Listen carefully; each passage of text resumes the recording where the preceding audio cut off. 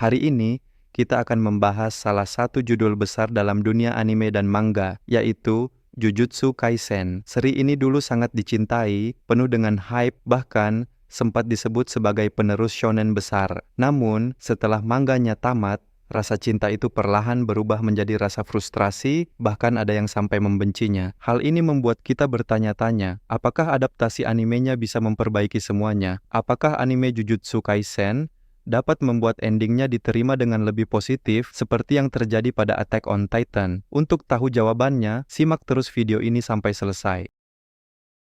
Sebelum lanjut, buat kalian yang suka dengan pembahasan seperti ini, jangan lupa like, komen, dan subscribe. Jangan lupa juga aktifkan lonceng notifikasinya supaya kalian tidak ketinggalan video terbaru dari channel ini. Baiklah, tanpa berlama-lama lagi, mari kita mulai pembahasannya.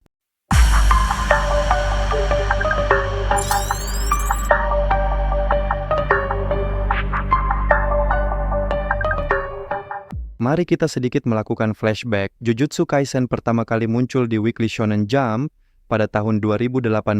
Popularitasnya langsung meroket, terutama setelah season pertama animenya tayang pada tahun 2020. Tentu kita masih ingat bagaimana hype besar saat itu. Gojo Satoru, dengan wajah tampan dan kepribadian yang nyeleneh, langsung menjadi bahan pembicaraan di mana-mana. Sukuna pun segera naik menjadi salah satu villain paling karismatik di dunia anime. Bahkan karakter pendukung seperti Nobara dan Megumi juga mendapatkan sorotan besar dari para penggemar.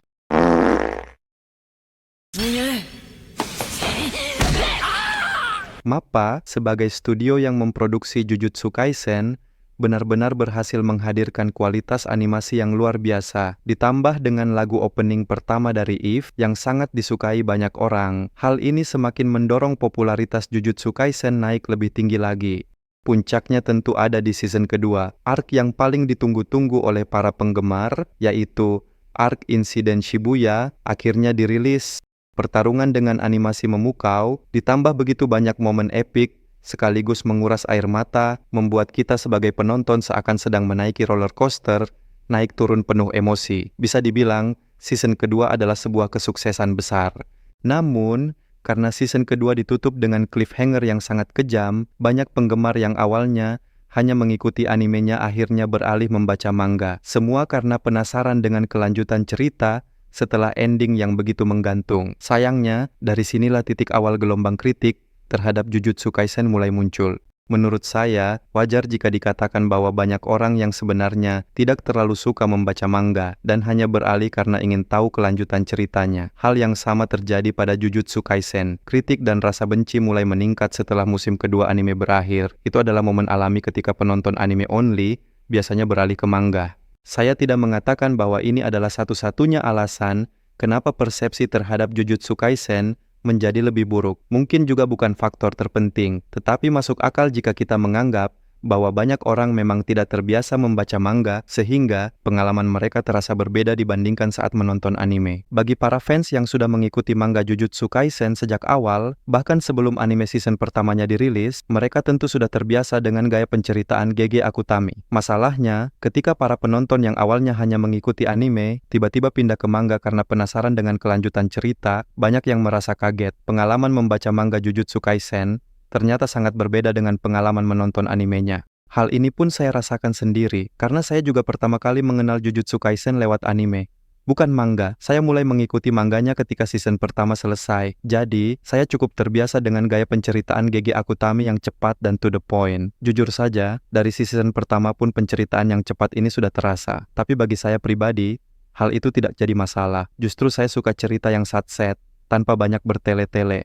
Namun, semakin cerita di manga berjalan, terutama menjelang akhir, mulai muncul perubahan suasana. Forum diskusi, media sosial, sampai komunitas anime dipenuhi kritik. Ending manga Jujutsu Kaisen dianggap terburu-buru, banyak hal tidak tuntas, dan momen-momen penting terasa kurang digarap. Menurut saya pribadi, ending Jujutsu Kaisen memang buruk, tapi tidak sampai pada level sampah. Ada satu meme yang cukup mewakili perasaan saya. Not bad. Not bad, but not good. Yeah. Dan mungkin begitu, karena saya memahami kondisi GG Akutami saat merangkai akhir cerita manga ini, jadi saya masih bisa menerimanya. Saya tetap akan menjadi fans Jujutsu Kaisen, dan juga GG Akutami. Tentu kita tahu Hal seperti ini bukan pertama kali terjadi. Attack on Titan juga mengalami hal serupa. Ending manganya banyak dikritik, tetapi ketika versi anime dirilis, meskipun hanya ada sedikit perubahan, persepsi penonton menjadi jauh lebih positif. Bahkan, banyak orang yang awalnya membenci ending manga berubah 180 derajat setelah menonton versi animenya.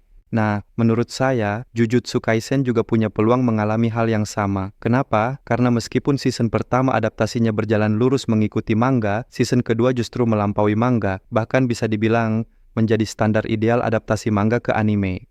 Kesuksesan besar ini tidak lepas dari sosok Shota Goshozono, sutradara season kedua. That's what I'm talking about! That's why he's the GOAT! The GOAT! Ia benar-benar piawai meracik anime. Ia bahkan memenangkan Anime Awards 2024 atas karyanya di season kedua. Sebelumnya, ia juga terlibat dalam salah satu episode terbaik di season pertama, serta menyutradarai salah satu episode indah di anime Chainsaw Man. Meskipun banyak orang menganggap Anime Awards itu adalah sebuah bencana, saya pribadi merasa kemenangan Goshozono sangat pantas karena season kedua menambahkan begitu banyak konten dan adegan ekstra yang mampu mengangkat sumber asli ke level lebih tinggi. Sebagai contoh, 12 menit pertama episode 1 hampir seluruhnya merupakan konten orisinal anime. Adegan ini hanya mengambil beberapa halaman manga, lalu diolah menjadi rangkaian panjang yang padat. Pertarungan Sukuna melawan Jogo dan Mahoraga dibuat hampir 2 kali lebih panjang dan diperluas dibanding versi manga. Bahkan ada momen favorit saya, yaitu ketika Todo tiba-tiba mendapatkan adegan bernuansa video musik di tengah pertarungan melawan Mahito. Adegan ini sama sekali tidak ada di manga. Semua tambahan tersebut benar-benar memperkaya cerita dan membuat pengalaman menonton jadi jauh lebih berkesan. Tapi harus diingat, semua penambahan konten ini harus ditempatkan di momen yang tepat dan juga harus memberi makna. Karena jika penambahan ditempatkan sembarangan, hal ini bisa menjadi pedang bermata dua. Menurut saya, season kedua Jujutsu Kaisen berhasil melakukannya dengan sangat baik. Contohnya ada pada adegan sebelum kematian Nanami. Di manga, momen itu terasa agak terburu-buru. Namun, di anime, adegan tersebut dikembangkan menjadi momen emosional yang kuat. Kita sebagai penonton benar-benar bisa memahami konflik batin Nanami antara tanggung jawabnya sebagai penyihir Jujutsu dengan keinginan pribadinya untuk hidup damai. Semua perubahan dan penambahan ini tidak mungkin bisa terwujud jika sang sutradara tidak benar-benar memahami isi cerita. Itulah sebabnya saya percaya season ketiga dan seterusnya akan dipandang lebih positif dibandingkan manganya. Apalagi sudah dikonfirmasi bahwa Gosho akan kembali menyutradarai.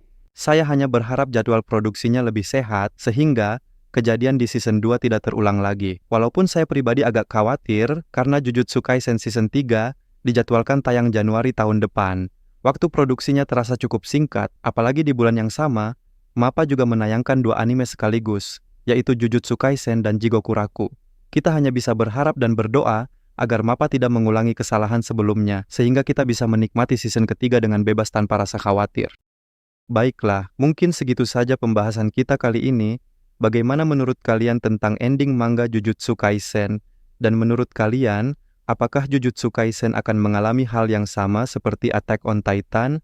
Tulis pendapat kalian di kolom komentar. Sebelum saya pamit, saya ingin mengingatkan, jika kalian suka dengan konten seperti ini, jangan lupa like, komen, dan subscribe. Aktifkan juga lonceng notifikasinya supaya kalian tidak ketinggalan video terbaru dari channel ini. Saya pamit undur diri, sampai jumpa di video selanjutnya.